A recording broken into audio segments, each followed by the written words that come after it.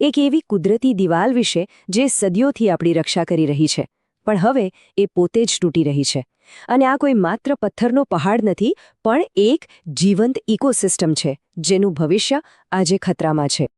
તો સૌથી પહેલો અને મોટો સવાલ એ જ થાય છે કે આખરે અરવલ્લી પર્વતમાળાને શા માટે તોડવામાં આવી રહી છે? કોણ છે આની પાછળ? ચાલો આજે આ સવાલના મૂળ સુધી જઈએ અને એની પાછળનું સત્ય જાણવાનો પ્રયત્ન કરીએ. પણ જ્યારે આપણે એમ કહીએ કે પર્વતમાળા તૂટી રહી છે, તો એનો સાચો મતલબ શું થાય? આનો અર્થ છે દિવસ-રાત નોનસ્ટોપ ચાલતું ખાણકામ, પહાડોને ચીરી નાખતી મોટી મોટી મશીનરી અને હજારો વૃક્ષોનો સફાયો. બસ આ 3 વસ્તુઓ ભેગી મળીને અરવલ્લીના અસ્તિત્વને જ ખતમ કરી રહી છે. તો ચાલો હવે એક પછી એક એ મુખ્ય કારણો પર નજર કરીએ જે આ મોટા વિનાશ માટે જવાબદાર છે. આપણે સમજીશું કે આખરે આ બધું થઈ કેમ રહ્યું છે. જુઓ, સૌથી મોટું અને પહેલું કારણ છે ખાણકામ. અરવલ્લીના પેટાળમાં છે ને કિંમતી પથ્થરો, માર્બલ, ગ્રેનાઇટનો જાણે ખજાનો છુપાયેલો છે. અને આપણા શહેરોમાં જે મોટી મોટી ઇમારતો બની રહી છે, એના માટે આ ખનિજોની માંગ એટલી બધી છે કે કાયદેસર અને ગેરકાયદેસર બંને રીતે આ પહાડોને ખોદવામાં આવી રહ્યા છે. બીજું કારણ છે ઝડપથી વધતું શહેરીકરણ. જેમ જેમ આપણા શહેરો મોટા થઈ રહ્યા છે, એમ જમીનની ભૂખ પણ વધતી જાય છે.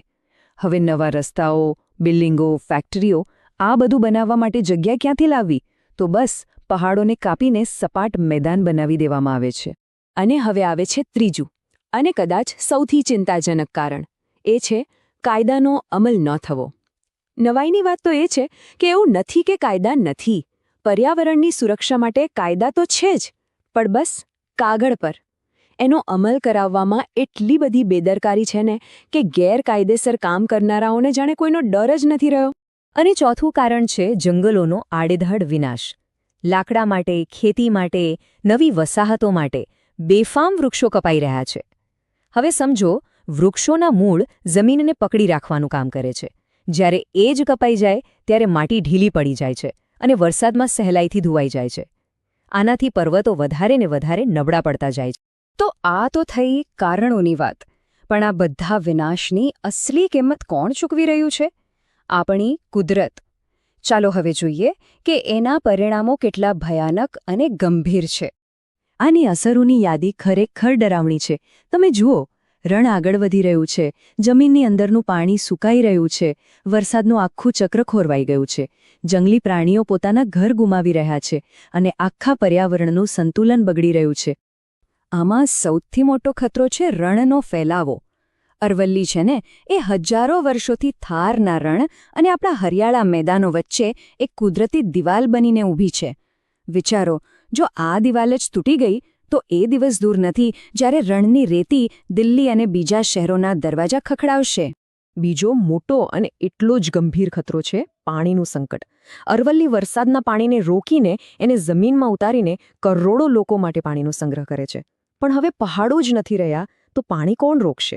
પરિણામે જમીનની અંદર પાણીના સ્તર ભયંકર રીતે નીચે જઈ રહ્યા છે. આ કોઈ ભવિષ્યની સમસ્યા નથી, આ અત્યારનું સંકટ છે.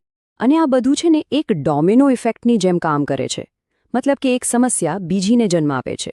વરસાદ ઓછો થાય એટલે જંગલી જીવોના ઘર ઉજળી જાય અને એના કારણે આખું કુદરતી ચક્ર ખોરવાઈ જાય. બધું જ એકબીજા સાથે જોડાયેલું છે. તો સવાલ એ છે કે આ બધી તબાહીથી આખરે ફાયદો કોને થઈ રહ્યો છે અને એનું અસલી નુકસાન કોણ ભોગવી રહ્યું છે? ચાલો આ લાભ અને નુકસાનનું ગણિત થોડું સમજીએ.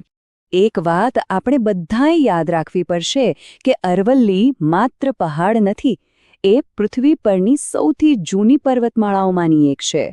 આ આપણો જીવંત ઐતિહાસિક વારસો છે જે આપણી નજર સામે જ મીટાઈ રહ્યો છે. તો પસંદગી એકદમ સ્પષ્ટ છે. એક તરફ છે થોડા લોકોનો ટૂંકા ગાળાનો આર્થિક ફાયદો અને બીજી તરફ છે લાખો લોકો માટે ક્યારે ન પૂરી શકાય એવું લાંબા ગાળાનું નુકસાન, એટલે કે રણનો ફેલાવ, પાણીનું સંકટ અને પર્યાવરણની પૂરેપૂરી તબાહી. આપણે ખરેખર ટૂંકા ગાળાના નફા માટે આપણા ભવિષ્યનો સોદો કરી રહ્યા છીએ? તો અંતે આ બધી ચર્ચા આપણને એક મોટા સવાલ પર લાવીને ઊભી રાખે છે કે આ જે આપણો કુદરતી વારસો છે એને બચાવવા માટે આપણે ખરેખર